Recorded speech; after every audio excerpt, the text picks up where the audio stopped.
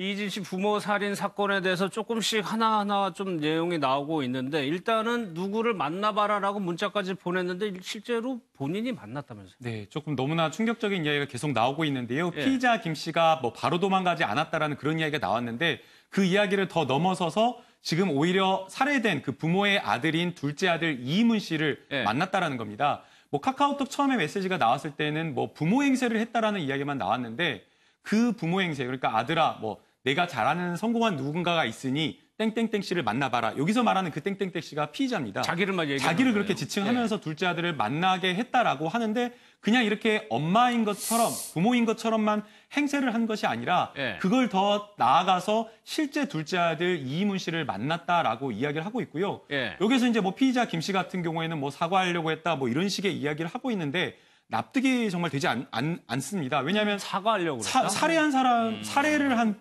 부모를 살해했는데 그 아들, 자식들을 만나서 사과한다는 거 말도 안 되고 그 이야기를 들었을 때 사과를 받아준 사람이 누가 있겠습니까? 예. 그 말도 안 되는 그런 상황이고 지금 추측되는 상황은 돈을 목적으로 한 것은 아닌지 네. 아니면 또 처음부터 또 둘째 아들과 어떤 모종의 어떤 이야기가 있었던 것은 아닌지 모든 여러 가지 동기와 가능성을 네. 다 열어두고 이 경찰이 지금 수사나 조사를 좀 하고 있다고 합니다. 그러니까 일단 높은 가능성은 나머지 차를 팔고 난 대금을 이 아들이 가지고 있었다는 사실을 알았다면 그렇죠. 만난 이유는 좀 명확해지거든요. 그렇죠. 만약 그거 이제 그 돈 뺏으려고 한 거 아니에요? 그럴 가능성도 있죠. 그러니까 그럴 가능성 때문에 만났을 가능성이 있고 또 하나는 지금 그러니까 20억의 차를 팔았다고 그러잖아요. 그럼 15억은 본인의 계좌로 보내달라고 그랬어요, 동생이.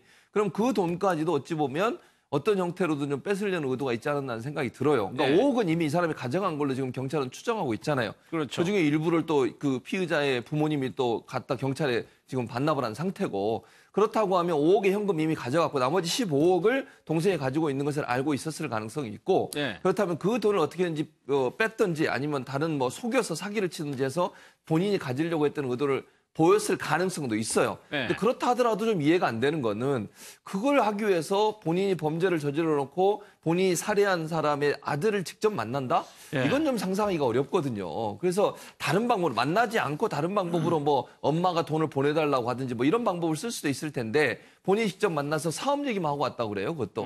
근데 그 긴장된 상태에서 사업 얘기 뭘 했는지 모르겠지만 그것도 상식적으로 이해가 안 돼요, 지금. 그러니까 피의자 김 씨가 얘기하는 여러 정황들을 볼 때 일반적으로 상식적으로 이해할 수 있는 상황이 아니어서 네. 이 사건은 미스테리한 부분이 너무 많다. 그리고 만남도 사실은 이제 상대방 만남을 했던 그 동생, 이진 씨 동생도 이희문 씨도 직접 저런 조사를 해서 어떤 상황이었는지를 들어야 된다. 네. 그러니까 두 사람이 어떤 진술을 하고 있는지 또 진술의 연관성은 뭐가 있는지 정말 그렇게만 얘기하고 간 것인지 하는 부분은 네. 더 조사가 이루어져야 될 부분이라는 생각이 듭니다. 최 박사님은 이걸 왜 그랬다고 경찰에서는 이 사람이 미국 생활을 너무 오래 해가지고 한국 물정을 잘 몰랐다 이렇게 또 해석을 하거든요. 아니 한국 물정을 모르는 것도 있지만은 좀 어떤 현실과 상상을 구분 못하는 경험 없는 대담한 기획범죄라고 저는 그렇게 보거든요. 경험은 네. 부족해요. 없어요.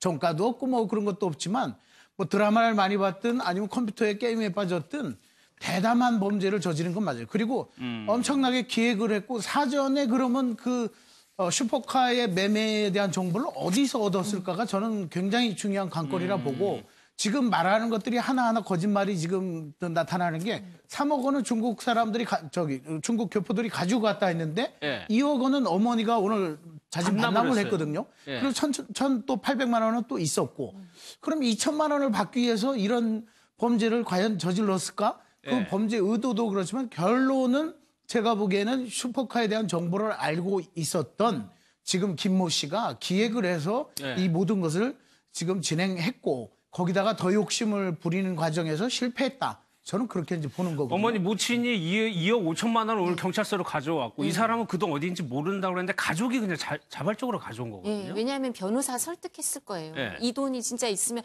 이 돈이라도 돌려줘야 양형에 있어서 도움이 될 거다라고 설득을 하니까 그러니까 이 돈을 어머니는 아마 변호사 비용으로 좀 쓰거나 뭐 이런 생각을 하셨겠죠. 그래서 변호사한테 돈이 있다는 얘기를 좀 했을 텐데 예. 그러니까 변호사 입장에서는 이 사람이 정상 참작을 받으려면 이 돈이라도 갖고 있는 돈이라도 좀 이걸 변제를 해야지 이제 이걸 갚아야지 반환을 해야지 조금이라도 참작의 여지가 있으니까요. 그래서 이 부분을 변호사가 설득했을 거예요. 독특한 사건이라 이 경우에는 정말 그 심리학자나 프로파일러들이 들어가서 좀 분석을 좀 해봐야 돼요. 저거는 그냥 일반 범죄하고는 좀 다른 양상이거든요. 그러니까 하루가 갈수록 새로운 내용들이 하나하나둘 나오고 있고 결국에는 나머지 돈 2억 원도 지금 경찰이 어쨌거나 회수가 된 상황입니다. 예. 네, 오늘 준비한 내용 여기까지 하도록 하겠습니다.